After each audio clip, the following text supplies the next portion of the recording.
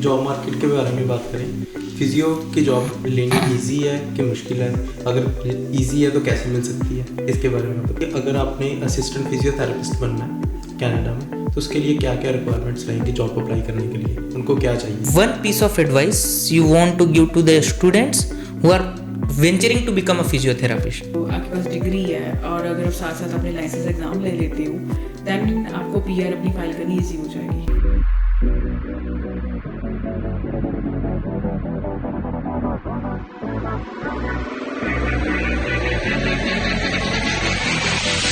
नमस्कार दोस्तों, आपका स्वागत है एक बार फिर से कनाडा की उड़ान में। आज हमारे साथ बहुत ही खास गेस्ट हैं कुसुम जी, जो फिजियोथेरेपिस्ट के तौर पे काम कर रहे हैं कनाडा में। और कनाडा में मोस्ट डिज़ायरेबल आज की डेट में दो चीज़ें हैं। सबसे पहली मोस्ट डिज़ायरेबल चीज़ है कि हेल्थ केयर में जॉब, और दूसरा है पीआर, और वो दोनों चीज़ें इनके पास हैं। और आज कुसुम जी हमारे साथ हैं। आपको बहुत बहुत स्वागत है हमारे पॉडकास्ट चैनल में कनाडा की उड़ान में। Thank you Gagan, thank you for calling me here. So सबसे पहले मैं आपके बैकग्राउंड के बारे में पूछना चाहता हूँ। आप कनाडा में कब आए और आपकी जर्नी कैसे स्टार्ट हुई कनाडा में? Okay, I came in the year 2016 to Canada as a permanent resident. उस टाइम पे सिस्टम पॉइंट बेसिस चलता था, so it's easy to apply in that category. आजकल वो होलिंग सिस्टम चला गया, which is very hard to get direct PR, तो उसके लिए आपको पॉइंट बहुत ज़्यादा चाहिए। बट थ्रू आउट जर्नी जितनी भी मेरी अभी तक की रही है, इट्स रियली गुड। ओके, तो आपने स्टार्ट कहाँ से करा? आपको आते ही फिजियोथेरेपिस्ट की जॉब मिल गई थी? नो, हर किसी का वो स्ट्रगल टाइम होता है, मेरा भी था, ठीक है। मैं नहीं कहूँगी कि मेरे को आज ही आते ही फिजियो जॉब मिल गई है। Like I am working as a physio assistant and पहली जॉब मेरी ट्रैवल एजेंसी में थी, ठीक है। मैंने 1-1.5 साल जॉब करी है, but that is a good experience कि आपको कनाडा की डीलिंग समझ में आ जाती है कि हाउ सिस्टम वर्क एक्चुअली, ठीक है।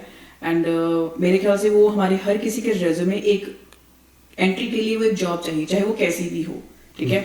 Once you start doing job in Canada, तो आपको आगे आगे अपॉर्चुनिटीज मिलती जाती हैं। फिजियो लाइन में आना, उसकी मेरे सीनियर ने मेरे को एक अपॉर्चुनिटी दी थी, लाइक कि किसी क्लिनिक में वो जॉब छोड़ रही थी एंड शी आस्क्ड मी कि are you okay working with over there. तो मैं उस टाइम पे बोला हाँ, why not. So I started as a part time, but later on join as a full time. But वो मेरे लिए एक एक्सपीरियंस था कि एक फिजियो क्लिनिक में पहली बार physio assistant as a job करना, क्योंकि वो एक एक्सपीरियंस क्लिनिक का होना बहुत ज़रूरी है। Then I think you get the more opportunities, आपके लिए वो डोर्स ओपन हो जाएंगी कि आगे बेटर क्लिनिक में आपको जाना है। तो अगर इस प्रोफेशन के बारे में बात करी जाए, तो आपके पास इंडिया से फिजियोथेरेपिस्ट का एक्सपीरियंस था, जहाँ आपने कोई स्टडी करी थी इसके रिलेटेड? क्या करा था आपने बैक होम इंडिया से? Yes, I did a bachelor's in physiotherapy and then I did master's in physiotherapy, and before coming here I worked in India for 3 years as a physio. तो मेरे लिए वो चीज़ें ईजी रही। यहाँ पे आके मेरे को हेजिटेशन नहीं थी, मेरे पास स्किल्स थे, नॉलेज थी, तो जिसको मेरे को आगे वो पे ऑफ हुआ है कि आप, क्योंकि all over medical problem they are the same, वो कोई डिफरेंस नहीं है, ठीक है। इंडिया में भी वही है, यहाँ पे भी वही है, बट वो स्किल्स आपको पे ऑफ करते हैं। If you have really good knowledge, really good experience, hands on है, विल गेट अप। तो फिजियो जो इंडिया में है और जो कनाडा में है, वो उसका कोई डिफरेंस है कि सेम? उसका जो आप बोल सकते हो ऑर्गेनाइजेशन कल्चर हो गया, या फिर जॉब का जो एक्सपीरियंस है वो सेम है? थोड़ा सा डिफरेंस है। इंडिया में there is no boundation on you, ठीक है। वट एवर यू लर्न, जैसे मेरे एक्स्ट्रा स्किल्स थे, मैंने एक्स्ट्रा सर्टिफिकेट्स वहाँ पे 2 days की ऐसे वर्कशॉप्स मिलती हैं इंडिया में, आई अटेंडेड दैट, और मेरे पास वो एक्स्ट्रा सर्टिफिकेट्स भी हैं। मैं वो स्किल्स को यूज़ करती थी when I was in India, and यहाँ पे वो है कि वो लिमिटेशन है। कनाडा में आप वो यूज़ नहीं कर सकते। You have to get the proper licence for that, जो वीकली कोर्स होएगा या ईयर का कोर्स होएगा, you have to get it done, then only you can practise that, otherwise वो आप प्रैक्टिस नहीं कर सकते। और इंडिया में आपको फ्रीडम है उस चीज़ की।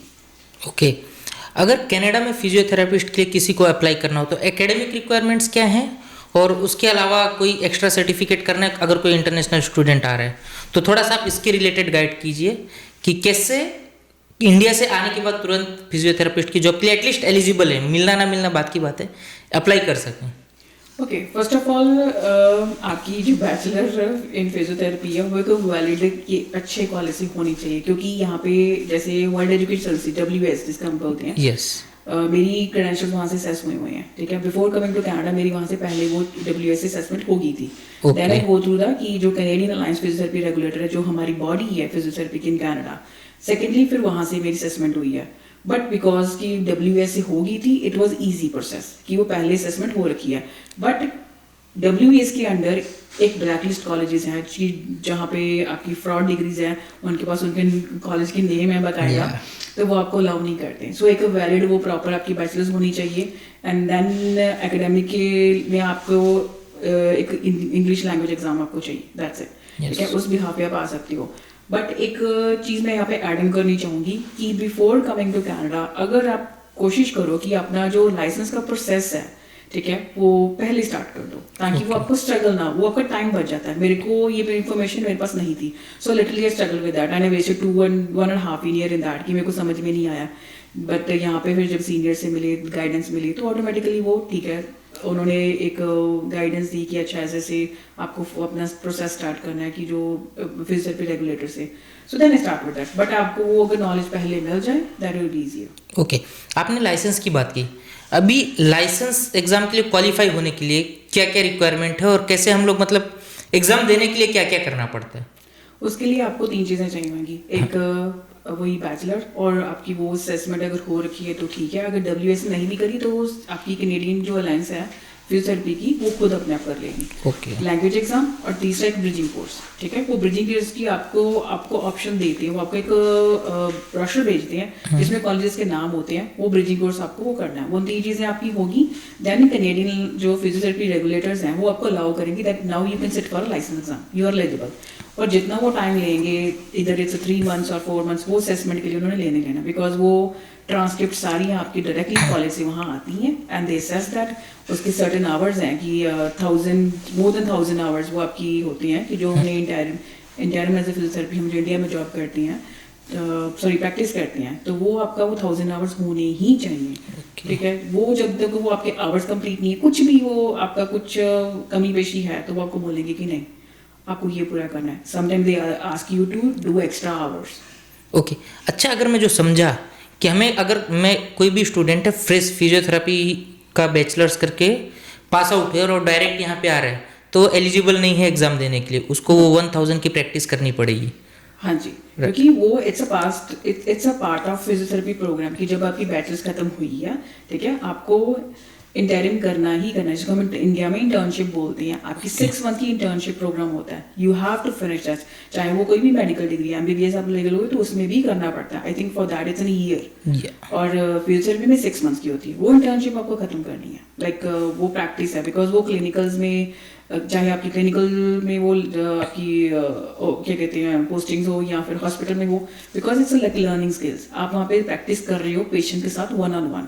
ओके, तो तभी आप वो सीख पाते हो, और दैट्स व्हाई इट्स मैंडेटरी कि आपके वो 1000 आवर्स होने ही चाहिए।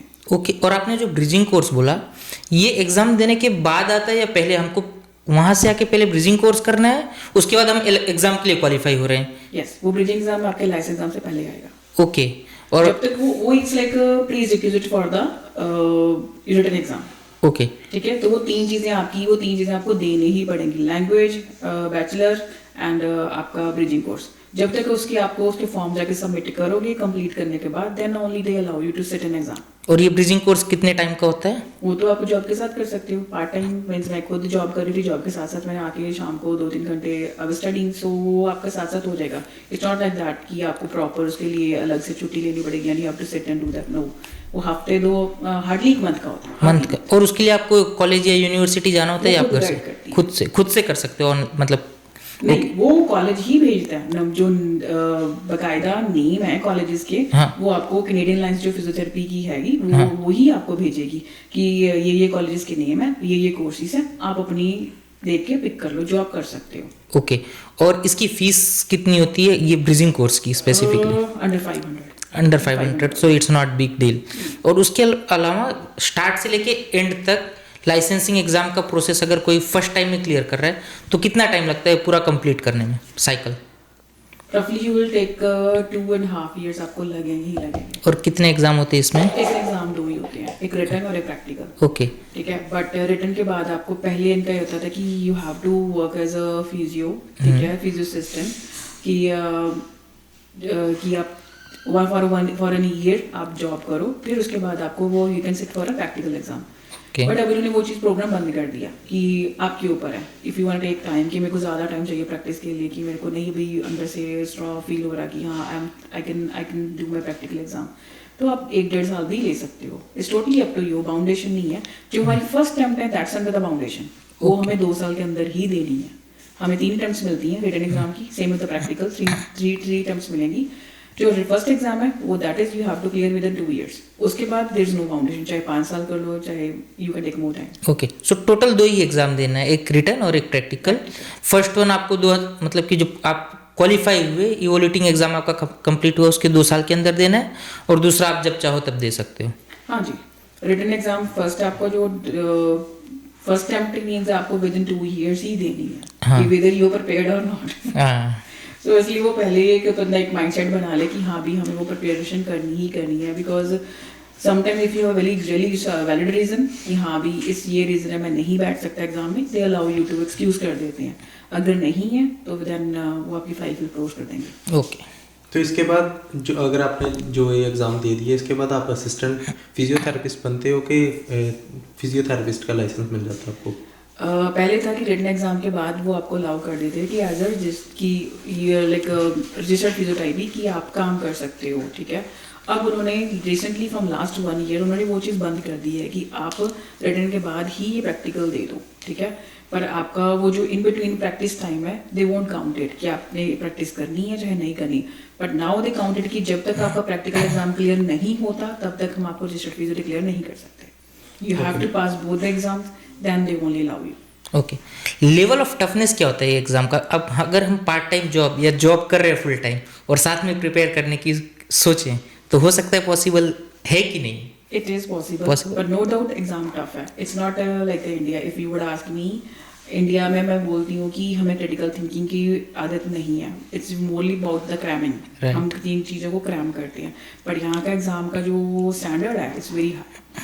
तो आपको वो उस हिसाब से you have to think like that कि हमें एग्जाम का वो स्टैंडर्ड बनाना पड़ता है। And sometime if you have really good कि आपका अगर गैप बहुत ज़्यादा है स्टडीज़ में, then you have to struggle more. Okay, पर पार्ट टाइम अगर आप जॉब कर रहे हो, चाहे फुल टाइम भी कर रहे हो, अगर आप 2-2 घंटे रोज लेकर आना शुरू करोगे तो आपका हो जाएगा, बट हाँ थोड़ा टाइम लग जाएगा। May be you need 6 months 7 months, it all depends on. अब पहले इफ यू वुड आस्क कि 6-7 साल पहले तब ऐसे मेंटरशिप के प्रोग्राम नहीं मिलते थे। आजकल मार्केट में वो मेंटरशिप के लिए प्रोग्राम्स हैं, जैसे स्टडी बडी हो गया, ठीक है, तो फाइनल फ्रंटियर हो गया। तो ये ऐसे 2 प्रोग्राम्स हैं जो अवेलेबल हैं जो आपको मेंटरशिप देते हैं, and that makes thing easier कि आपको थोड़ा एक गाइडेंस मिल जाती है मेंटरशिप के होने से कि आपको एग्जाम की प्रिपरेशन कैसे करनी है। हाँ, वो स्ट्रक्चर फॉर्मेट होगा तो फिर थोड़ा इजी पड़ता है। हाँ।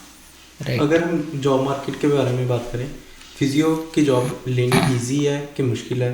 अगर इजी है तो कैसे मिल सकती है, इसके बारे में बताओ। आज की डेट में स्ट्रगल है। अर्लियर द टाइम में जब मैं आई थी, मैं 2016 में आई हूँ, तब इतनी स्ट्रगल नहीं थी। तब तो ऐसा था कि द मोमेंट यू थिंक कि हाँ अभी मेरे को जॉब चेंज भी करनी है ना, फिजियो लाइन के बीच में, you can do that with in a month, you will get an opportunity. आज एक पोजीशन के अगेंस्ट बहुत ज़्यादा कैंडिडेट्स हैं, and you have to struggle very hard, ठीक है। अगर आपके पास नॉलेज है, स्किल्स हैं, and you have a good experience from the India से कि अच्छे हॉस्पिटल में जॉब करिए, देन यू हैव कि आपका वो एक प्लस पॉइंट आ जाएगा अपने रेज्यूमे के ऊपर, and you will get a good job. पर एक फ्रेशर्स है, बिल्कुल आपने इंटर्नशिप के बाद कोई जॉब ही नहीं करी है, इट्स हार्डर। ओके, तो अगर इसके बारे में हम बात करें कि अगर आपने असिस्टेंट फिजियोथेरेपिस्ट बनना है कनाडा में, तो उसके लिए क्या क्या रिक्वायरमेंट्स रहेंगी जॉब अप्लाई करने के लिए? उनको क्या चाहिए? As such there is no requirement. अगर आपके पास फिजियोथेरेपी डिग्री है, स्मूथ एंड सफिशिएंट, ठीक है, that's the only thing you need कि डिग्री है, बस डिग्री के बिहाफ पे, क्योंकि आपके पास स्किल्स तो हैं ही। अगर आपने इंटर्नशिप करी है इंडिया में तो ऑटोमेटिकली आपने वन ऑन वन पेशेंट के साथ काम किया है, यू नो दैट। तो आपको कनाडा में आके असिस्टेंट फिजियो की जॉब के लिए कोई एक्स्ट्रा एग्जाम कुछ नहीं देना, कुछ नहीं, नथिंग, पर आपको सीधा डायरेक्टली जॉब मिल जाएगी। मैं even though if you ask me, मैंने ब्रिजिंग कोर्स वगैरह मैंने बाद में करी थी। मैंने असिस्टेंट की जॉब, असिस्टेंट फिजियो की जॉब पहले अप्लाई कर ली थी। सो आपके अकॉर्डिंग अगर इंडिया में कोई फिजियोथेरेपिस्ट है, वो कनाडा में आया है, तो ऑटोमेटिकली डायरेक्टली वो असिस्टेंट फिजियोथेरेपिस्ट के लिए अप्लाई करेगा तो उसको जॉब मिल सकती है? हाँ जी। उसको उसके अलावा कोई लाइसेंसिंग नहीं चाहिए, कुछ उसके अलावा कोई कोर्स नहीं चाहिए? नहीं, कोई नहीं। Okay, you won't need anything like that. आपको बस जब तक आप रजिस्टर्ड फिजियो होते हो तब आपको वो चाहिए होती है। पर अगर आप इंडिया से फ्रेशली पास आउट करके आए हो, साथ के साथ आप असिस्टेंट फिजियो अगर आपको अपॉर्चुनिटी मिलती है, यू कैन ज्वाइन।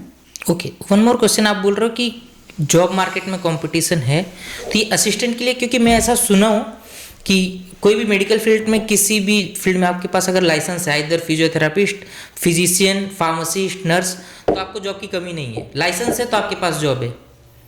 हाँ, लाइसेंस है तो अगर जब मेरा मैं like I am under the process of license, जब मेरा लाइसेंस हो जाएगा तो obviously like I am fully registered, मेरे पास अपॉर्चुनिटीज उतनी बढ़ जाएंगी कि I can work anywhere with in Canada. तो अब जो मैंने एक्सपीरियंस करा है, every province has different work scenario, ठीक है। मैंने टोरंटो में भी जॉब भी करी है 2.5 years, तो बीसी का भी मेरे को एक्सपीरियंस है।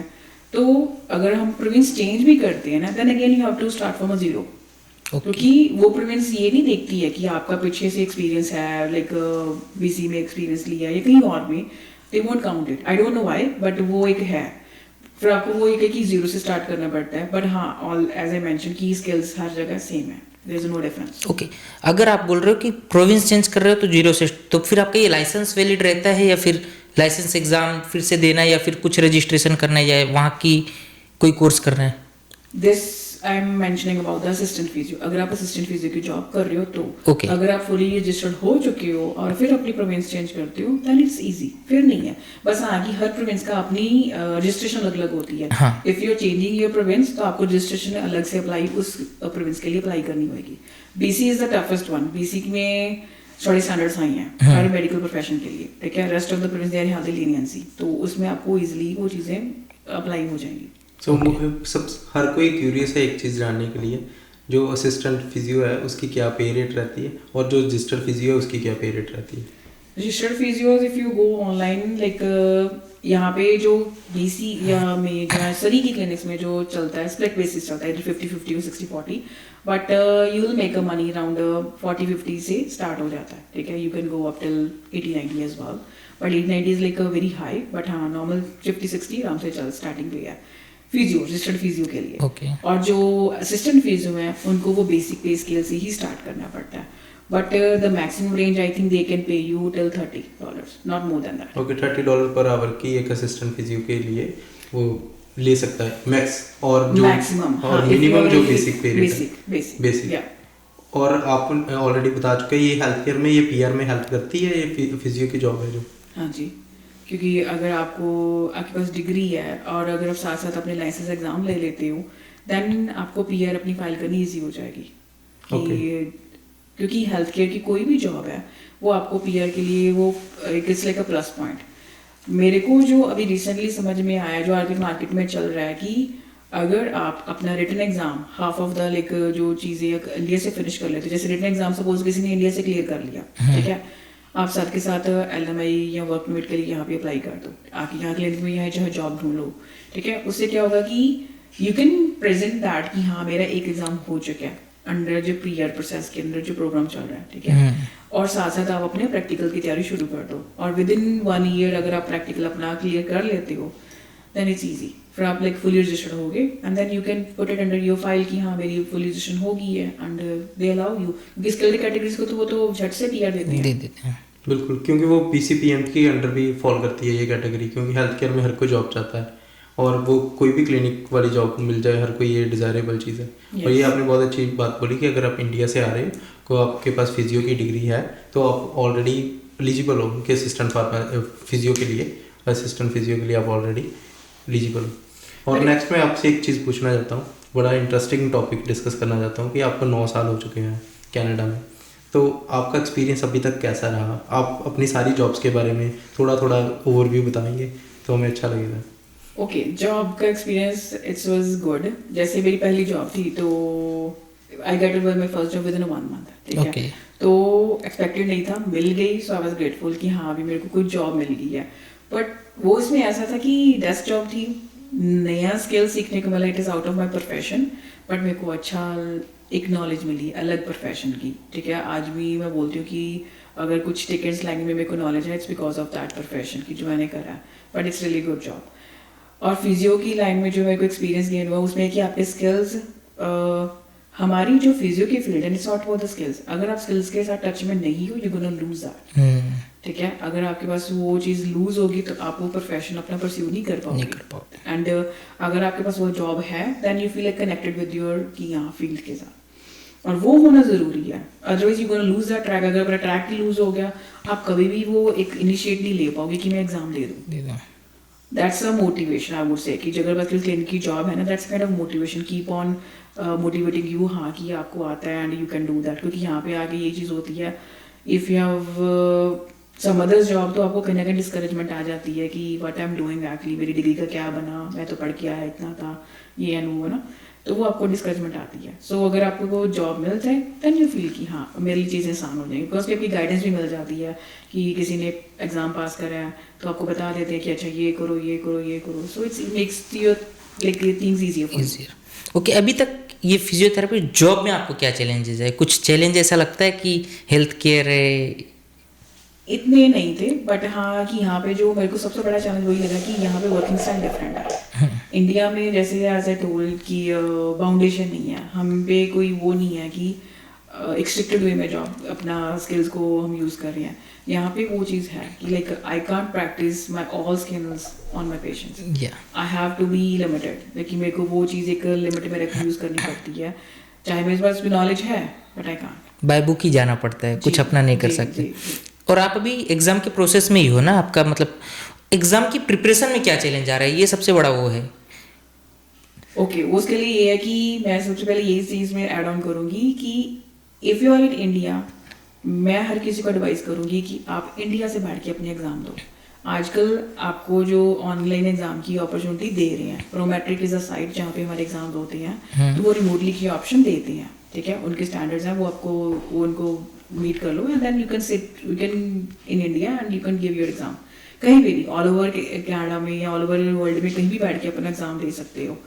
So that's a plus point before coming here. ठीक है, और अगर वो चीज़ आपके पास नहीं है तो यहाँ पे थोड़ा सा स्ट्रगल होता है। मेरे को जो यहाँ पे आके स्ट्रगल यही लगी कि आई विश, क्योंकि मैं इंडिया से ये एग्ज़ाम कर लेती बैठ के, क्योंकि यहाँ पे आपको एक्सपेंसेस का डर लगा रहता है कि हाँ मैंने जॉब करनी है, मेरे ये एक्सपेंसेस हैं, रेंट देना है, ग्रोसरी करनी, ये करना है, वो करना है, तो आपको फिर वो कहीं ना कहीं वो चीज़ बार बार तंग करती रहती है कि हाँ I have to do job, I have to do job.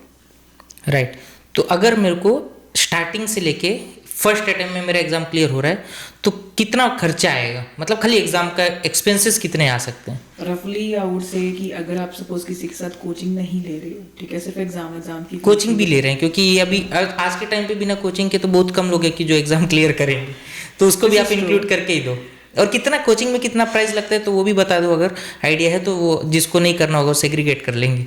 Okay, जो रिटन एग्जाम के लिए प्रिपरेशन की जो कोचिंग है तो उनका आपको 500 तक लेके चलो कि आपका वो लेके चले, और वो 1 ईयर की वैलिडिटी होती है आपको वो कोर्स की। ठीक है, 1 ईयर के अंदर चाहे वो 2 बार बैचेस लें या 3 बार लें, तो आपको उतनी देर आपको उनका वो असेस मिलेगा ऑनलाइन। $500 तो अच्छा है, सस्ता है।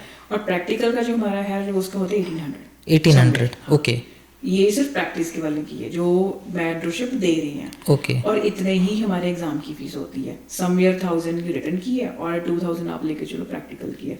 सो एग्रीगेट जो टोटल निकालो तो वो आपका 8 to 9000 आप लेके चलो। हाँ, बड़ा खर्चा कि आपका इतना हो जाएगा। ठीक है, जितना बार रीअटेम्प्ट करोगे तो बार बार फीस जाएगी, तो फिर थोड़ा और हो जाएगा। अदरवाइज अगर फर्स्ट टाइम में सब कुछ हो जाता है then maximum till 8 to 9000। Yes, basically 2500 हम काउंट करके चलते हैं कि कोचिंग का लगेगा, 2000 से 2500 एग्जाम फीस, वो 500 से 1000 वो ब्रिजिंग कोर्स आपने बोला उसका, तो 6 to 7000 में आप कर सकते हो। तो इंडिया से करना भी अच्छा ही आइडिया है, यहाँ से करने से अच्छा। तो एक और आपसे मैं चीज़ पूछना चाहता हूँ, आप क्या एडवाइस देना चाहते हो? ये तो होगी प्रोफेशनल फ्रंट के बारे में। अगर हम एक पर्सनल फ्रंट के बारे में, आपको कनाडा में इतना टाइम हो चुका है, आप सर्वाइव कर रहे हो, इतना अच्छे से आपने अच्छा अर्न कर रहा है, इतनी जॉब्स कर रही हैं, आप क्या एडवाइस देना चाहते हो हमारे व्यूअर्स को कि कैसे कनाडा में सक्सेसफुल हो सकते हो, कैसे आप अपनी लाइफ में अच्छा कुछ कर सकते हो? जॉब पहले ये कि आपको फिर माइंडसेट बनाना है कि मैंने जॉब करनी ही कौन सी है। कि अगर सपोज मैंने बहुत फिजियो प्रोफेशनल्स को देखा है कि जो पीएचडी के लिए जा रहे थे, ठीक है, and they move here, but वो अपना एक ट्रैक लूज कर गया। They not pursuing their career further, क्योंकि उनके ऊपर वो पैसे की रिस्पॉन्सिबिलिटी है that they have to earn it. तो उस वजह से उन्होंने प्रोफेशंस ही चेंज करे हैं। कोई प्लम्बिंग में जा रहा है, कोई इलेक्ट्रिशियन में जा रहा है, most of the people are seeing that to doing it. पर वो पर लगता है कि जब वो आपकी प्रायोरिटी वो आ जाती है ना कि you have to bring a food, कि हाँ अपनी फैमिली के लिए अपनी फैमिली चलानी है, तो वहाँ पे वो चीज़ आती है। इट मेक सेंस, ठीक है। बट मैं बोलूँगी कि हाँ थोड़ा सा वो टफ टाइम आता है, एक स्ट्रगल जरूर है, but you should go for that. Okay, एक इंडस्ट्री सेलेक्ट करनी चाहिए सबसे पहले, हाँ कि आपको चूज करनी चाहिए ये इंडस्ट्री में मैं काम करना चाहता हूँ, हाँ। और उसमें ग्रोथ के लिए आप कैरी फॉरवर्ड करना चाहिए अपने। एंड सेकेंडली हमारे प्रोफेशन में ये है कि अगर आपको फिजियो असिस्टेंट की जॉब नहीं भी मिल रही ना, that's not going to add on to your resume, not the resume कि हम आगे जब फिजियो लाइसेंस बनेंगे तो हमें कोई वो एक्स्ट्रा को उसका कोई क्रेडिट्स नहीं मिलने वाले हैं, ठीक है। किसी और जॉब में suppose if I am going कि हाँ मेडिकल से रिलेटेड कोई प्रोफेशन, जैसे केयर का सपोज कोई कर रहा है व्हाटएवर, तो उसमें आपको प्लस पॉइंट हो जाए कि ठीक है, लेकिन उनकी one on one dealing patients के साथ रही है, तो वो प्लस पॉइंट मिल जाता है। बट एज सच अगर आप फिजियो असिस्टेंट जब तक उस लाइन में हो, एक स्ट्रगल फेज में हो, तो आप जॉब कोई और भी कर सकते हो। कोई वेयर हाउस की होगी, कोई एडमिन जॉब्स होगी, ऑफिस एडमिन की, एंड वो आप कर सकते हो आराम से। ओके, अगर कोई स्टूडेंट फ्रेश कॉलेज से पास आउट है और कनाडा आने का प्लानिंग कर रहा है, फिजियोथेरापिस्ट है, तो किस माइंडसेट से उसको आना चाहिए आपके हिसाब से? मतलब वो एक डिप्लोमा कोर्स लेके यहाँ पे आ रहा है, वो कोर्स की वैल्यू इतनी है कि उसको कनाडा में एंट्री मिल रही है, अभी वहाँ पे उसको कनाडा आके अपनी लाइफ के बारे में फिगर आउट करना है, सोचना है, तो क्या माइंडसेट होना चाहिए और कैसे अप्रोच करना चाहिए? पहले 2-3 साल उसको क्या क्या करने चाहिए? पहले 2-3 साल तो उनको यही है कि भी एक तो वही कोई पार्ट टाइम जॉब ढूंढो, ठीक है, चाहे वो आपको फिजियो असिस्टेंट की मिले या कुछ और मिले, लिंक्स बनाओ, ताकि अगर आपको फर्दर कोई अच्छी जॉब चाहिए, so you should have something in your hand, कि जैसे ही आपका कोर्स पूरा होता है तो उसके, क्योंकि पहले कंपटीशन नहीं था, पहले जो हमसे जॉब मिल जाती थी, अब कंपटीशन है तो आपको वो स्ट्रगल करना पड़ेगा कि मेरे को जॉब क्या चाहिए। तो जितना हो सकता है लिंक्स बनाओ कि अपनी जॉब्स के लिए कि हाँ मेरे को आगे भी उसकी जॉब करनी है या कोई और करनी है, एक माइंडसेट तैयार हो जाएगा। और साथ में ये भी रखो कि जैसे ही मेरा कोर्स खत्म होता है, I have to go for my license exam. और मैं बोलूँगी कि जब तक आप अपनी पढ़ाई कर रहे हो, चाहे वो डिप्लोमा कोर्स है, कुछ भी है, इन बिटवीन दैट अपनी फिजियो की असेसमेंट स्टार्ट करा दो कि भी हाँ क्रेडेंशियल्स आपके उस टाइम पे आके आते आते हो जाएं, साथ वो आपका पैरेलली वो स्टार्ट हो जाएगा। उसके बाद you have to study and write down your exam and then just go through with that. Okay, एक थोड़ा ऑप्टिमिस्टिक क्वेश्चन है कि अगर कोई आया फिजियोथेरापी मतलब एग्जाम दिया, क्लियर हो गया, उसको खुद का क्लिनिक स्टार्ट करना है, तो क्या प्रोसेस है और अप्रोक्सीमेटली मिनिमम कितने पैसे में क्लिनिक स्टार्ट हो सकता है? ओके, इसके लिए मैं आपको ये बताऊंगी कि इंडिया में इट्स वेरी इजी। अगर आप इंडिया में कोई अपना क्लिनिक खोलने का सोचते हो ना, इट्स वेरी इजी, क्योंकि वहाँ पे हमारे इंस्पेक्शंस नहीं होती हैं। यहाँ पे एक हर क्लिनिक के लिए एक स्टैंडर्ड्स हैं और एक उनके रिक्वायरमेंट्स हैं कि ये आपके क्लिनिक में होना ही चाहिए। जैसे व्हील चेयर्स हम बोलते हैं, व्हील चेयर असेसमेंट की एसेसिबिलिटी है या नहीं है, तो वो चीज़ें आपको देखनी ही पड़ेंगी। You can't ignore that. India में आपको पता है कौन इतना ध्यान देता है, पर यहाँ पे वो आपको देखना कि आपके पास हर तरह के पेशेंट्स आएंगे। You should be equipped with everything, कि आपके पास कोई भी पेशेंट आए तो आपके पास वो चीज़ें हो, फर्स्ट एड भी हो, सब कुछ, कि हाँ आप सपोज कोई इमरजेंसी आ जाती है तो आप उसको हैंडल कर पाओ। एक हमारा इसमें स्क्वायर फुट का भी होता है कि आपकी इससे छोटी क्लिनिक नहीं होनी चाहिए, इतना सर्विस एरिया, इतना आपका वो चीज़ होनी ही चाहिए। एंड जो कॉस्ट की बात है वो थोड़ा ज़्यादा ही है, या वो like more than I will say कि 50,000 से अबव ही होगा। 50,000 बिजनेस स्टार्ट करने के लिए तो अच्छा है, लोन भी अप्रूव। उससे ज़्यादा बोल रही हूँ कि आपको उससे ज़्यादा, हाँ लोन मिल जाए, इट्स गुड। हाँ मैं मेरा एक ये होता है कि it's better to go in the partnership, नहीं तो आपका सारा लॉस आपके ऊपर आएगा। So it's better to go in the partnership. वो पार्टनरशिप के लिए अपॉर्चुनिटी ज़्यादा अच्छी है। राइट। और मैं आपसे एक चीज़ पूछना चाहता हूँ कि जो आजकल स्टूडेंट्स हैं जो उसके बाद वर्क परमिट पे भी आ रहे हैं, सबको ही एक ही चीज़ है कि मेरे को हेल्थ केयर में जॉब मिल जाए। अगर हम फिजियो के अलावा बात करें तो कौन सी स्ट्रीम है जो एक स्टूडेंट या एक वर्क परमिट वाला इंसान आराम से एंटर हो सकता है, जिसके लिए लाइसेंसिंग नहीं चाहिए? इस टाइम पे जो हेल्थ केयर के प्रोफेशनल्स में विदाउट लाइसेंस या विदाउट कोई डिप्लोमा अगर आप सोचो कि जॉब में जाना चाहो, इट्स हार्ड। आपको कोई नहीं देगा, क्योंकि जब हम 1-on-1 पेशेंट्स के साथ डील करते हैं ना, देन दे वांट कि आपके पास वो नॉलेज हो, because you are touching a person, right. वो एक लाइफ का सवाल है, ठीक है, इसलिए वो आपको सीधा डायरेक्टली ऐसे नहीं बोलेंगे कि हाँ भी आप चले जाओ। तो आपके पास एक बेसिक नॉलेज होनी ही चाहिए, चाहे LPN है, चाहे कोई भी कोर्स है, आपके पास उसकी नॉलेज होनी चाहिए। आपको एक सर्टिफिकेट डिप्लोमा चाहिए ही चाहिए। कौन सा छोटी ड्यूरेशन वाला कोई कोर्स हो जिसके साथ कोई entry level job health care में मिल सकती है? केरेड ही है कि जो आजकल है कि आप उसका कर लो, 6-7 मंथ्स में हाइकिस हो जाता है and you can get a job. But आजकल वही प्रॉब्लम आ रही है कि जॉब नहीं मिल रही, पर हाँ that's a shortest time I would से। ओके, अभी एक और कंपैरिजन में पूछना चाहता हूँ। जब मैंने आपसे बिजनेस की बात की तो इंडिया में फिजियोथेरापिस्ट बिजनेस में इनकम, क्योंकि इंडिया में इतनी अवेयरनेस नहीं है। मैं जब तक इंडिया में था तब तक मैंने मतलब जब तक किसी का पैर टूट ना जाए तब तक वो फिजियोथेरापिस्ट के पास नहीं जाता है नॉर्मली। यहाँ पे लोग जाते हैं, यहाँ पे लोग यूज़ करते हैं फिजियोथेरापी प्रोफेशनल का। उसका एक रीज़न है कि insurance are paying for that, तो लोग बेनिफिट लेने के लिए भी जाते हैं। तो अगर कोई एक क्लिनिक इंडिया में खुल रहा है और एक क्लिनिक यहाँ पे खुल रहा है, रिटर्न ऑन इन्वेस्टमेंट के हिसाब से कितना डिफरेंस आएगा? इंडिया में वो कितना बना सकता है और यहाँ पे? मैं इसलिए पूछ रहा हूँ कि काफ़ी लोग ऐसे हैं जो सोचते हैं कि मैं 5 साल 10 साल के बाद इंडिया वापस जाऊँगा, तो उनके लिए कौन कौन से ऑप्शन ओपन हैं, ये थोड़ा सा। नो डाउट आप यहाँ पे ज़्यादा कमा सकते हो, ठीक है, you can make a really good money like when you are here, क्योंकि ये आप यहाँ पे आपको पता है work safe, ICBC and private insurance होगी। तो उसके लिए आपको जब हमें ऐसे अपॉर्चुनिटीज़ मिल रही है या आपके पास ऐसी इतनी फैसिलिटीज़ हैं तो पेशेंट आराम से आएंगे, ठीक है। इंडिया में प्रॉब्लम क्या आती है कि हर किसी को अपनी पॉकेट से पे करना पड़ रहा है, ठीक है। समटाइम्स उनके पास इतनी सैलरीज नहीं है कि वो अपनी पॉकेट से पे कर सके एक फिजियो के ट्रीटमेंट के लिए, चाहे वो 150-200 रुपए की ही फीस है, बट उनके पास वो भी नहीं होते हैं। I worked in India before coming here, तो मैंने वो चीज़ें देखी हैं। लाइक हम मिनिमम चार्ज भी कर लें बट कईयों के पास वो भी अब वो मिनिमम पेमेंट के लिए भी पैसे नहीं हैं। सो इंडिया में आपको अगर सोचो कि जैसे ही क्लिनिक ओपन हुई है and you can make really good money कि 1 लाख या मोर देन 2 लाख या कुछ ऐसा नहीं, वो आपको बहुत टाइम वेट करना पड़ेगा कि जब आपका एक रेपो बन जाएगी या आपके लिंक्स बन जाएंगे डॉक्टर के साथ, then you start making good money. But यहाँ पे इतना नहीं स्ट्रगल है। यहाँ पे हो गया कि आपको ठीक है पेशेंट्स आ रहे हैं, आगे आके रेफरल मिल रहे हैं, ठीक है, आगे जाके वो बोल रहे हैं 2 बंदे आगे 3 बंदे आगे, नहीं तो ICBC के तो आ ही जाते हैं, चाहे वो प्राइवेट इंश्योरेंस किसी के पास अपनी है उसको वो बेनिफिट्स अवेल करने के लिए आ जाए। यहाँ पे आपको इतनी स्ट्रगल नहीं करनी पड़ेगी। अगर आपको उसकी मार्केटिंग करते हो will get a patients. India में बहुत हार्ड है। हाँ, ये प्रोफेशनल यहाँ पे ज़्यादा ल्यूक्रेटिव है, इंडिया में ठीक है इतना ज़्यादा वो नहीं। हाँ, दिस इज ट्रू। अगर हम कंपैरिजन की बात करें, आजकल हर कोई एक ही बात कर रहा है कि क्यों ना हम वापस इंडिया चले जाएं, कनाडा में क्या ही रखा है। आपके अगर उस सिनेरियो में बात करी जाए, आपके अकॉर्डिंग कनाडा अच्छा है कि इंडिया अच्छा है? क्योंकि आपके पास ऑलरेडी यहाँ पे आप रहे हो इतने साल, आपको अभी तक क्या समझ में आया कनाडा के बारे में?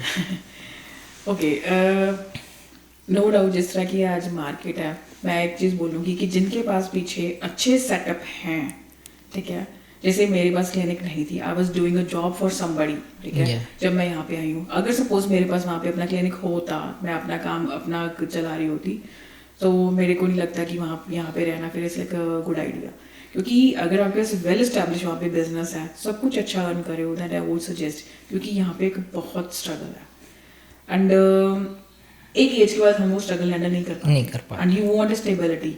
तो मैं बोलती हूँ कि अगर आपके पास इंडिया में सच में बहुत अच्छा है, it doesn't matter it's from the physio, any profession, any field, अगर आपके पास पीछे बिजनेस है, आपकी बिजनेस फैमिली से हो, आपके बिजनेस है अपना, ठीक है, और आपके पास कोई अच्छी अपॉर्चुनिटीज हैं कि अच्छे पैकेज की जॉब्स हैं एंड क्लिनिक अपनी है, then you should stay in India. Yes, यहाँ पे आना को मैं नहीं बोलूँगी कि मैं तो उनकी बेवकूफ़ी होएगी, बट हाँ अगर आपके पास नहीं है देन फिर ठीक है कि यहाँ पे आपको उस चीज़ के लिए आपको फ्रूटफुल है। जैसे मेरी फैमिली है, my mom dad they were service people, ठीक है, तो वो सर्विस कर रहे थे, तो I am from mediocre family. अब मेरे को पता था कि हम अपना बिजनेस खोलेंगे बट सोचना पड़ेगा कि like you have to think a lot कि इन्वेस्ट करना है नहीं करना। अब मेरे ब्रदर थे यहाँ पे, तो उन्होंने अभी बड़ी बस लाइक पुशिंग की हाँ जाओ जाओ जाओ आना जाओ, तो फिर यहाँ पे आके वो चीज़ें मेरे लिए थोड़ी ठीक रही कि हाँ okay I can start my career from here ना। कंडीशनल, अगर स्ट्रगल करना है इंडिया में भी तो यहाँ आके कर लो, ज़्यादा पैसा कमाओगे फिर वहाँ पे जा सकते हैं। तो लेकिन ये चीज़ है कि अगर आप रजिस्टर फिजियो के बारे में बात कर रहे थे, जैसे कि आप $45-50 से स्टार्ट करके मैक्सिमम 80-90 तक पहुँच सकते हैं पर आवर, जो कि मेरे अकॉर्डिंग अगर इंडिया में बात करी जाए जो आम फिजियो है वो उसकी मंथ की सैलरी होगी अगर एक दिन के कंपैरिजन में। तो हाँ, तो इतना इंडिया में अगर स्ट्रगल, मेरे को क्या लगता है कि जो कनाडा में नंबर्स ऑफ अपॉर्चुनिटीज़ हैं, लेकिन आपको डेडिकेशन से आना पड़ेगा कि अगर सोच के आए हो कि मेरे को ये करना है, लेकिन अपनी एक फील्ड सेलेक्ट करनी पड़ेगी कि इसमें मेरे को हार्ड वर्क करना है, मैं कर सकता हूँ, तो हो जाएगा सब कुछ। लेकिन उसके बाद भी अगर आप बोल रहे हो और कौन सी स्ट्रगल्स रहती हैं, जॉब तो मिल गई और लाइसेंस भी मिल गया, उसके अलावा आपके अकॉर्डिंग लगता है कि जो डे टू डे लाइफ है वो एक फिजियो की मुश्किल रहती है? नहीं, बेसिस बाकी other than the professional life तो फिर वही आती है कि आप सोशलाइज कितना हो रहे हो, कि आपका यहाँ फैमिली है या नहीं है। Because at certain point you have a money but you don't have a family here, तो फिर आपको वो चीज़ इतना वो खुशी नहीं देती है, यू आर मिसिंग समथिंग ना। तो वो चीज़ होती है, अगर आपके पास यहाँ पे फैमिली है then you feel really good. नहीं तो somewhere like 50% you happy, 50% you lacking somewhere, तो वो आपको कुछ ना कुछ डिप्राइव रहता ही रहता है। तो वो चीज़ आती है कि हाँ प्रोफेशनल है बट आपकी फैमिली फिर जीरो है। एग्जैक्टली वही प्रॉब्लम है ना, सब कुछ एक साथ में कहाँ मिलता है, मिल जाए तो फिर इंसान भागा पाएगी क्यों तो आपको लगता है कि पेरेंट्स इंडिया से आके कनाडा में सर्वाइव कर सकते हैं? नहीं, थोड़ा स्ट्रगल होगा, उनको भी करना पड़ेगा कि हाँ मन नहीं लगता, बट ठीक है। But I think if they are here for the kids then वो अपना मन मार के रह लेते हैं। But psychologically I think this more depressive here, कि हाँ वो इतना नहीं रह पाएंगे खुश होकर जितना वो इंडिया में रह सकते हैं। आजकल हर कोई मेंटल हेल्थ के बारे में बात कर रहा है, हर कोई मेंटली डिप्रेस्ड है कनाडा में, देखने को मिल रहा है। हर कोई एक ही चीज़ के बारे में बात कर रहा है कि वो मन से खुश नहीं है। इसका रीज़न क्या है, बेसिक रीज़न क्या है? अगर फैमिली का एक बेसिक फैमिली का रीज़न है कि उनको होम सिकनेस फील हो रही है, कि इसके अलावा भी कोई रीज़न है? Too much responsibilities, too much like to do actually, कि जब हम यहाँ के एक नई कंट्री में आती है ना, यू डोंट नो एनीवन, आपके पास लिंक्स नहीं है, आपके पास कोई हेल्प नहीं है, किसी की फैमिली है तो ठीक है, मैं वो आप बोलूँ कि वो प्लस पॉइंट है कि किसी यहाँ फैमिली है, चाहे वो कजन्स हैं, दूर वाले हैं, कोई भी है। बट अगर नहीं है than it's a struggle. Job ढूंढो, अपनी आना जाना कहीं पे भी खुद मैनेज करो, अपने फाइनेंसेस खुद मैनेज करो, कोई आपको सपोर्ट कर रहा है, कोई नहीं, आपने डिसीजंस खुद लेनी है। सो वो सब कुछ बहुत चीज़ें हो जाती हैं। मीन्स या तो इतने मैच्योर बन जाओ कि हाँ भी नहीं मेरे को सब कुछ खुद करना है, इतना अपने आप स्ट्रांग बन जाओ। अगर वो चीज़ नहीं आती then you will like I am lost in this country. तो वो चीज़ आती ही है, हर किसी के साथ है। आई फील लाइक मेरे को जितना अब तक समझ में आ गया, इफ़ यू हैव एवरीथिंग, चाहे वो आपके पास हर एक लग्जरी है कि आपके पास घर है, अच्छी जॉब है, बट स्टिल इस कंट्री में कुछ तो है that something is bothering you, something is there, I don't know but हाँ something is there that bothering you. I think it's about कि हाँ जो आपके जो मॉर्गेज खर्चे ये वो जो चलता रहता है, तो आपको उसका वो स्ट्रेस देते रहते हैं कि हाँ मेरे को ये करना है, मेरे को वो करना है, मेरे को वो करना है। मेरे को ये भी लगता है कि यहाँ पे हर किसी को लगता है कि मेरे को कोई सुनने वाला ही नहीं है, किसके साथ बात करूँ? जो मन की बात करना चाहता है वो शायद अपने मन की बात ही नहीं कर पाता, उसको हमेशा ये लगता रहता है कि मेरे पास तो कोई है ही नहीं। ठीक है, तो इसके लिए काफ़ी कुछ चलता रहता है। दोस्त बनाने भी यहाँ पे इतने आसान नहीं है, क्योंकि हर कोई अपने काम में इतना बिजी है। और आपको एक एंगल से जब आप मैच्योर होना स्टार्ट करते हो, आई डोंट नो इंडिया के बारे में, लेकिन यहाँ पे मेरे को एक चीज़ देखने को मिली, आप ये चीज़ फाइंड आउट करते हो कि हर कोई ना कोई मतलब है आपके साथ, तो ही आपके साथ है। Once you are be like कि मैं उसको मतलब नहीं दे रहा हूँ, तो उसके साथ आपके साथ डिस्कनेक्ट होने में कुछ पल भी नहीं लगाएगा। This is true, this is very true, it's a hard like bitter truth but हाँ इट्स ट्रू। और ये कनाडा की रियलिटी है। इंडिया में मैं बोलती हूँ कि जो फ्रेंड्स हैं ना आपके जो बने हैं, चाहे वो कॉलेज मेट्स हैं, स्कूल मेट्स हैं, they are true from the heart. तो वो आपका आज भी करते हैं, वैसे ही करते हैं जैसे पहले करते थे when you are in the college. उनको वो टैगलाइन नहीं दिखती है कि भी हाँ मेरे पास इतने डॉलर्स हैं तो एंड ऑल दैट, बट यहाँ पे मेरे ख्याल से if you are in a good profession, you are making really good money, तो आपको शायद वो सलूट करते हैं, आपके पास वो आपके सर्कल में रहना चाहेंगे। And if you are in like very कि हाँ ऐसी जॉब है, तो वो दे विल लाइक नहीं भी मैं तो मेरे किसी काम के नहीं आने वाला। बट कल को आपकी शायद जॉब अपॉर्चुनिटी अच्छी मिल जाए, आप कहीं ग्रो कर जाओगे, बट वो एक चीज़ है लोगों की माइंड से। हाँ दूसरा, हर किसी को यहाँ पे कोई यूज़ ही कर रहा है, वो दिल वाली एक ऑनेस्ट वाली चीज़ नहीं है। एंड वो हर कोई मेरे ख्याल से इस चीज़ से स्ट्रगल भी करता है कि एक अच्छा फ्रेंड सर्कल होना। मैं बोलती हूँ लकी हैं वो लोग जिनके यहाँ बैचमेट्स, चाहे वो स्कूल मेट्स हैं चाहे कॉलेज मेट्स हैं, वो यहाँ पे उनको मिल गए हैं आके। लकी पीपल सीरियसली, क्योंकि एट दी एंड मेरे ख्याल से हर चीज़ आप अपनी फैमिली के साथ शेयर नहीं कर सकते। You need somebody are your age जो आपकी तरह सोचता हो, आपको जज ना करता हो। ठीक है, क्योंकि हर बात आप अपनी फैमिली के साथ नहीं शेयर कर सकते, and you need a really good friend circle जो अपने पास बात रखें और उनको आपको अच्छी एडवाइस भी दे सकें। ऐसा नहीं है कि हाँ कि गलत करे तो उसको भी वो बढ़ावा दें कि नहीं जस्ट गो विद दैट ना, कल को बाद में कुछ और चीज़ें शुरू हो जाए यहाँ पे। तो इंडिया में वो आपको इतनी चीज़ मिल जाती है, there is no struggle for that, आपके फ्रेंड्स आराम से मिल जाती हैं, आपको इतना स्ट्रगल नहीं करना पड़ता। एक चीज़ और मैं ये डिप्रेशन की बात की तो ऐड करना चाहता हूँ कि मैं जो 2-2.5 साल में समझाऊँ कि लोग इंडिया से सब कुछ छोड़ के आ रहे हैं, दोस्त फैमिली पैसा कमाने, यहाँ पे पैसा भी कमा रहे हैं लेकिन इतना पूरा दिन मेहनत कर रहे हैं फिर भी इतना नहीं कमा रहे कि उनका सब काम हो सके, फिर भी पैसे का भी टेंशन है और दूसरे 10 टेंशन और है आई थिंक। और उसके बाद ये वेदर यहाँ का ऐसा है कि सूर्य भगवान निकलते ही नहीं है, तो उसकी वजह से आधे लोग डिप्रेशन में चले जा रहे हैं, ना तो दोस्त बचे ना फैमिली बची ना पैसा मिला, कुछ हाथ नहीं आ रहा है। स्टार्टिंग में ये फेस होता है, शायद हो सकता है कि 5-10 साल के बाद एटलीस्ट पैसा वाला प्रॉब्लम सॉल्व हो, पर ये दूसरे तीसरे तो लगे ही रहते हैं। जितना मेरे को समझ में आया इस कंट्री में सिर्फ पैसा है, वही पैसा ही नहीं है, बस पैसा है, rust everything is zero. Best है आओ पैसा कमाओ और फिर वापस चले जाओ, अगर कर सकते हो तो। आई थिंक दैट वे कि मेरे को होता है कि इन माय लेटर एज कि हाँ 60-65 प्लस में जाके I want to settle in India, यहाँ पे नहीं। तो लेकिन अगर वर्क लाइफ बैलेंस की बात करी जाए, वर्क लाइफ बैलेंस की अगर बात करी जाए तो आपके अकॉर्डिंग कनाडा में वर्क लाइफ बैलेंस बनाना इजी है कि काफ़ी मुश्किल है? अगर आप स्ट्रगल फेज में हो तो आपको फिर आपकी सबसे ऑटोमेटिकली हम सबको प्रायोरिटी दिखती है कि हम 10-10 घंटे की शिफ्ट्स भी लगा रहे होते हैं, हम डबल जॉब भी कर रहे होते हैं, उस टाइम पे पैसा ही होता है हमारी प्रायोरिटी कि यहाँ पे मेरे को पैसा कमाना है। वंस यू आर स्टेबल फिर आपको होता है कि you can make a balance between your family life and the professional life. लेकिन पता कैसे लगेगा कि हम अभी स्ट्रगल फेज में है कि स्टेबल फेज में? वो आपको खुद को ही समझ आ जाएगा कि जब तो लाइफ बड़ी आसान लगने लग जाती है कि हाँ अब ठीक है, अभी मैं एक ठहराव में हूँ, एंड इट्स लाइक ओके अब बैलेंस चल रहा है। जब लगता है कि नहीं मेरे को ये भी करना ये भी करना ये भी करना, जब आपके पास इतनी लग्जरी आती जाएगी ना, आपको लगता है कि मेरी लाइफ बेटर होती जा रही है, जितनी लग्जरी कम है it's like you are struggling. मेरे को ऐसा लगता है कि यहाँ पे तो लग्जरी का मतलब है टेंशन, स्ट्रगल फेज तब शुरू होता है जब आपके पास लग्जरीज आ जाती है।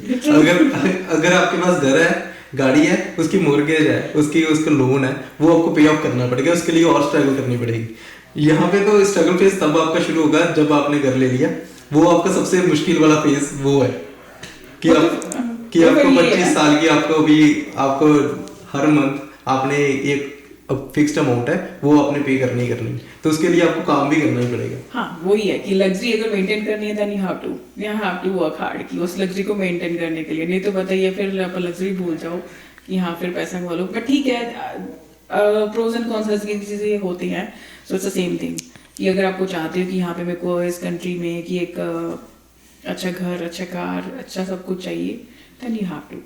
इंडिया में बस ये होता है कि एक बार घर की पेमेंट करी, घर खरीद लिया और डन, ठीक है। वो एक टाइम पर टेंशन खत्म हो गई है। इट्स नॉट लाइक दैट 25 साल की घर वो मैंने ये इजी भरनी है, वो एक चीज़ में हो जाता है। और यूँ है कि मेरा व्हीकल भी अगर ऐसा ही है तो मैंने बाय कर लिया तो मेरा हो गया, ठीक है। वो अब एक दिमाग से वो टेंशन पहले ही निकल चुकी है। यहाँ पे वो चीज़ आपके मेरे ख्याल से like for the rest of the life आपके साथ ही चलती है। लेकिन मेरे को अगर कंपैरिजन की बात करी जाए, मेरे को इंडिया में ऐसा लगता है कि इंडिया में अपने पास अपने पेरेंट्स के घर हैं तो हमें महसूस नहीं हो रहा, लेकिन जो लोग अभी नया घर लेना चाहते हैं वो भी एक नया घर EMI के बिना तो होम लोन के बिना सोच भी नहीं सकते, क्योंकि किसी के पास भी जॉब करके इतनी सफिशिएंट अमाउंट हो ही नहीं पाती कि वो एक नया घर अफोर्ड भी कर पाए।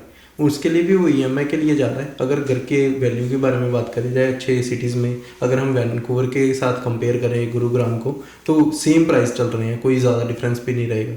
अगर उसके बाद अगर गाड़ी की बात करी जाए, यहाँ पे हर चीज़ ईजी एक्सेसिबल है और ईजी मिल रही है। और ऊपर अगर इंडिया के बारे में बात करी जाए तो इंडिया में वो चीज़ें मुश्किल से मिल रही हैं। एक आम जॉब वाला पर्सन गाड़ी का उसका सपना मेरे हिसाब से कितने सालों के बाद पूरा होगा। यहाँ पे वो गाड़ी लेनी भी ईजी है, यहाँ पे घर लेना भी ईजी है, लेकिन आपको मैनेज करके लेना पड़ेगा कि आप मैनेज कर सकते हो कि आपके सही बोला कि एक इंडस्ट्री सेलेक्ट कर लो, आपके पास $80-90 पर आवर वाली जॉब है तो you can easily afford a house और एक कार। मेरे को ऐसा लगता है दिस इज ट्रू। जब तक आपके एक वो जॉब है ना कि हाँ कि अच्छी जॉब है उसी को वाइट कॉलर की बहुत अच्छी जॉब है, देन यहाँ कि आप एक अच्छा लाइफ स्टैंडर्ड आप यहाँ पे रह सकते हो। अगर नहीं है देन यूर कि वो स्ट्रगल फेज नहीं बोलूँगी, एक स्ट्रगल फेज शुरू में आता है, उसके बाद एक स्टेबिलिटी आ जाती है आपका, उसी के साथ आप कॉम्प्रोमाइज़ कर जाते हो कि ठीक है मैं इतने से खुश हूँ, ठीक है। और अगर आपको लगता है कि ग्रीडीनेस तो कभी खत्म नहीं होगी, ठीक है, ऑनेस्ट फॉर द मनी नहीं होगी किसी के लिए। Exactly. ठीक है, वो चाहे इंडिया कर लो यहाँ कर लो, हम वो हर बार नए और पे स्किल भी जाते हैं कि हाँ और बढ़ जाए और बढ़ जाए, ठीक है। तो it's like never ending, but वो आपको कहीं पे खुद ही सोचना पड़ेगा कि इतना मेरे लिए सफिशिएंट है या मैं और सोचूं अपना। तो जितना ज़्यादा सोचोगे तो उतनी में अपनी अपनी ऑब्वियसली हम लाइफ स्टाइल उतना वो और एक्सपैंड कर लेते कि नहीं ये भी कर लो, ये भी कर लो, ये भी कर लो। अगर सपोज मैं बोलूँ मेरे पास अगर एक 3 रूम्स का अगर मेरे पास टाउन हाउस है, ठीक है, obviously if I am making a good money तो थोड़े साल बाद मैं ही बोलूँ कि हाँ एक डिटैच होम बड़ा वाला ले लूँ ना। So it's like you need a comfort. अगर कंफर्ट चाहते हैं तो उसके लिए फिर हम ऑटोमेटिकली हम एक्स्ट्रा एफर्ट्स करते हैं। कंफर्ट ही हमको अनकंफर्टेबल बना देते हैं। चलो अभी हम लोग पॉडकास्ट के लास्ट सेशन में पहुंच रहे हैं। अभी ये होगा रैपिड फायर। कुछ क्वेश्चन से मैं आपसे पूछूंगा, ज़्यादा सोचना नहीं है, जो मन में फर्स्ट आंसर है वो दे देना, ठीक है। तो पहला क्वेश्चन आपका ये है, in one word how would you describe Canadian health system? Okay, not good, मैं इतना नहीं बोलूँगी, क्योंकि यहाँ पे जो है हम एक सपोज हमें डॉक्टर के पास भी जाना है ना, एक स्पेशलाइज्ड डॉक्टर, गायनोकोलॉजिस्ट, ऑर्थोपेडिशियन, कोई भी है, हमें वो ट्रैक फॉलो करना पड़ता है। और उस ट्रैक में सम टाइम वो इतना ज़्यादा लंबा टाइम हो जाता है कि आपकी प्रॉब्लम बहुत बढ़ जाती है। And I feel like it's completely वो बेवकूफ़ी है, वो इतना लेट नहीं होना चाहिए। You have to be quick with everything. आप ओके बोल रहे हो, मैं तो बिल्लो ओके दे रहा हूँ इसका। हम लोग उसमें ही काम कर रहे हैं, बट सिस्टम थोड़ा सा true. Okay, what is the most rewarding part of your job? जब आपके पास रेफरल्स आते हैं, जब पेशेंट्स आके बोलते हैं कि ओके कुसुम के साथ ही ट्रीटमेंट लेना, सो दैट्स लाइक कि एक अच्छा लगता है, आपका काम अप्रिशिएट हो रहा है, बिग मोटिवेशन। या okay, one piece of advice you want to give to the students who are venturing to become a physiotherapist?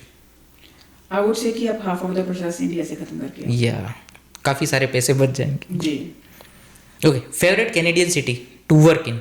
आपका काफ़ी जगह बीसी। बीसी? अभी तक मैंने जितने लोगों को पूछा सबका यही आंसर होता है, BC. Okay, if you could change one thing about the industry, physiotherapy industry, what would it be?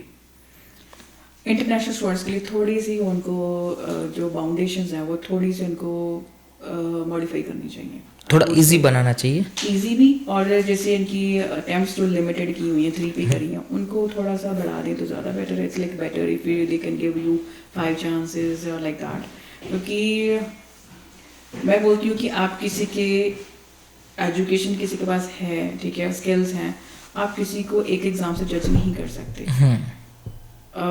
I know some people, those who are working in India with the really good orthopedicians, surgeons के साथ, ठीक है, इतने 20 साल 20 years का experience, इतने साल job करी है, and they're not able to clear the exam। या करियर गया, 0 हो गया, but can you see that कि वो फिजियोथेरेपिस्ट थे इंडिया में, बट यहाँ पे आके तो वो 0 बन Zero गए बन ना। गए। सो एक एग्जाम उनको जज कर रहा है वहाँ पे, so that's kind of unfair somewhere. Yes. Okay, one thing you wish you knew before coming to Canada? Last one thing, sorry, one thing you wish you knew before coming to Canada? कि मेरे को ये पता होता कि हाँ कि you can start this process from India, तो मेरे को ये नहीं पता था कि आई विश कि मेरे को पता होता पहले कि ताकि मैं अपना असेसमेंट का प्रोसेस, लाइसेंस का एग्जाम का प्रोसेस पहले स्टार्ट कर लूँ। आपने पूरे पॉडकास्ट में इस टॉपिक के ऊपर बहुत ज़्यादा भार दिया है, मतलब ये ज़्यादा इंपॉर्टेंट है सब। ट्रू, क्योंकि इंडिया, जब इंडिया है ना, आपका एक कंफर्ट जोन है, आप एक फैमिली एटमॉस्फेयर में है, you won't have a tension, वहाँ पे एक 0% टेंशन है, आप स्टडीज़ के ऊपर पूरा फोकस कर सकते हो।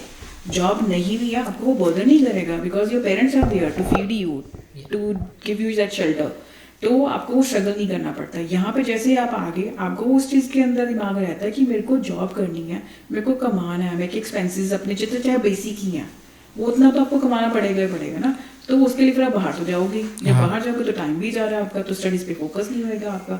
तो वही जब आप इंडिया में रह के कर सकते हो, तो आई वुड से कि बेटर टू वे कि हाँ इंडिया रह के अपने एग्जाम्स क्लियर करो बिफोर कमिंग टू कैनेडा। मेरे को लगता है कि लोग मेरे जैसे भी हैं, वो जितना टाइम उनके हो ना पैशन ना हो दिमाग पे, वो कुछ कर ही नहीं सकते।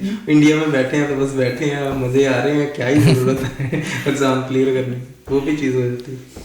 लेकिन आपकी एडवाइस बिल्कुल सही है कि अगर आप इंडिया से, अगर आप किसी इंडस्ट्री में करना चाहते हो, अपने फ्यूचर अपना प्लान करें, तो क्यों ना $45 से स्टार्ट करा जाए इंस्टेड ऑफ $18, कि आराम से 45 से स्टार्ट करा जाए, और जो आप 1-1.5 साल में जितने में आपको लाइसेंस नहीं मिलना था, उतने में आप 90 तक पहुंच रहे हो। True. सो बहुत अच्छी एडवाइस है कि ऐसा हर किसी को कंसिडर करना चाहिए।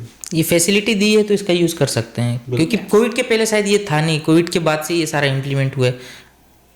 हर कोविड के बाद मार्केट बहुत चेंज हुई है। हाँ। अब कोविड के बाद जितना मेरे को समझ में आया कि लाइक जॉब्स की मार्केट बहुत बदली है, ठीक है। People they not ready. अब if you would ask me, मैं इतनी जल्दी जॉब स्विच नहीं कर सकती, आई कांट डू दैट, क्योंकि अब रिसेशन इतना चल रहा है। You have to think twice कि मैं जॉब चेंज कर लूँ, ठीक है, क्योंकि इतनी जल्दी जॉब सच में नहीं है मार्केट में। Right, okay. तो अभी मैं पूरा पॉडकास्ट को थोड़ा समराइज करूँगा, फिर हम लोग फिनिश करते हैं। तो हम लोगों ने स्टार्ट किया कि एक स्टूडेंट जो फिजियोथेरापी इंडिया में कर क्या है, उनके लिए अपॉर्चुनिटी यहाँ पे क्या क्या है कि वो असिस्टेंट फिजियोथेरापी से स्टार्ट कर सकते हैं, अपना एक्सपीरियंस लें और साथ में फिजियोथेरापी उनकी जो एग्ज़ाम है उसकी प्रिपरेशन करें। और अगर पॉसिबल है तो first part of the exam जो होता है इवोल्यूशन, उसको इंडिया से करके आए, और शायद फर्स्ट एग्ज़ाम ऑनलाइन एग्ज़ाम जो होता है वो भी वो ले सकते हैं ना, खाली प्रैक्टिकल उनको यहाँ पे आना है। तो अगर पॉसिबल हो रहा है तो अगर आपका प्लानिंग है फिजियोथेरापिस्ट बनने का तो इंडिया से आधा प्रोसेस कंप्लीट करके आओ। और लाइसेंस के लिए आपको पहले आपका जो डिग्री हो अच्छे कॉलेज से होनी चाहिए, और वो वेस्ट से सर्टिफाइड होनी चाहिए, और कैनेडियन फिजियोथेरापी एसोसिएशन जो भी है वो उसको वैलिडेट करेगा। उसके बाद आपको आके यहाँ पे एक ब्रीजिंग कोर्स करना पड़ेगा, जो कि ज़्यादा डिफिकल्ट नहीं, 1 या 2 महीने का कोर्स है, $500 के अराउंड फीस है, तो इट्स नॉट बिग डील। अभी अगर आप इंडिया से कर रहे हो तो इंडिया से भी आप ये ब्रीजिंग कोर्स कर सकते हो ऑनलाइन। उसके बाद आप आके अगर आप आधा कोर्स खत्म करके आ रहे हो इंडिया से, तो खाली 1 से 1.5 साल में प्रैक्टिकल एग्जाम की प्रिपरेशन करो, एग्जाम क्लियर करो और आप फिजियोथेरापी बन सकते हो। उसके बाद तो फिर स्काई इज द लिमिट, अपना खुद का क्लिनिक खोलो और पीआर तो आपके हो ही जाएंगे, टेंशन पैसे कमाओ, पैसे कमाओ, बस life is easy, we make it complicated. क्योंकि ये बहुत ज़रूरी है कि अगर आपको प्रोफेशन का थोड़ा नॉलेज हो जाए ना, कि आपको गाइडेंस मिल जाए, तो then like things get easier. बहुत ट्रैक पे आराम से आ जाएंगी और half the struggle is like finished. तो वो चीज़ बोल के कि, और दूसरा बोलूँ कि जितने भी लोग यहाँ पे हैं कि don't hesitate to guide other person, जितना हो सके लोगों को सही गाइड करो, क्योंकि कई बार लोग इनको सही बताते नहीं जो इंडिया में बैठे हैं। और मैं एक चीज़ बोलूँ, इंडिया में लोगों को एडवाइस करूँगी जो इंडिया में बैठ के चेक कर रही हैं, कि बिफोर कमिंग टू कनाडा अपनी सर्च करके आओ, एक जरूर देख के आओ कि कंट्री कैसी है, वहाँ पे जॉब्स कैसी हैं, एक प्रॉपर ट्रू एक पिक्चर लेके आओ। Don't live in a false hope, क्योंकि बहुत लोग यही सोचते हैं कि एक कंट्री ऐसी है, मेरे को जाते $1 मिलने शुरू हो जाएंगे, ऐसा हो जाएगा, एक अच्छा लाइफस्टाइल मिलेगा। नो, इंस्टाग्राम की चकाचौंध देख के आ जाते हैं। It's completely opposite. सो हमारे पॉडकास्ट का भी यही बेसिक मोटिव रहता है कि हम लोगों को हर एक फील्ड के बारे में नॉलेज दें कि कैसे कैसे आप क्या क्या कर सकते हो, क्योंकि सर्च तो यूट्यूब पे करेंगे और सर्च में सबसे पहले हमारा पॉडकास्ट चैनल आएगा, तो उनको अगर फिजियोथेरेपी के बारे में उन्होंने कुछ जानना है तो आप बहुत अच्छा उनको हेल्प आउट कर सकते हो। और किसी को भी जॉब चाहिए, ये जरूर रेफरेंस देंगे इनका, हम आपको इनकी आईडी मेंशन कर देंगे। Definitely, thank you so much. And that's really good platform कि यहाँ पे एक लोगों को एक नॉलेज मिलती है कि हमें करना क्या है आगे, क्योंकि नहीं तो आप इस कंट्री में आकर तो यू फील लाइक लॉस्ट। अगर आपके पास प्रॉपर गाइडेंस नहीं है, literally you feel like lost. और कई लोगों को मैं देखा with in a week they start making decision कि नहीं हम वापस चले जाओ, कि नहीं मेरे से नहीं रहा जाएगा। Like literally I know couple of person जिनकी विद इन अ वीक वो बोलते हैं कि नहीं मेरा तो मन नहीं लग रहा, मैं वापस जा रहा हूँ। कई लोग गए भी हैं। तो टफ है, स्टे, थोड़ी स्ट्रगल झेलो, बट आपको वो लगेगा कि नहीं वो स्ट्रगल मेरी सही थी, and later on you will be thankful for that. Thank you Kusum ji हमारे पॉडकास्ट में आने के लिए और इतनी वैल्यूएबल इंफॉर्मेशन शेयर करने के लिए। Thank you very much. Thank you so much. Thank you for thank you. Thank you so much.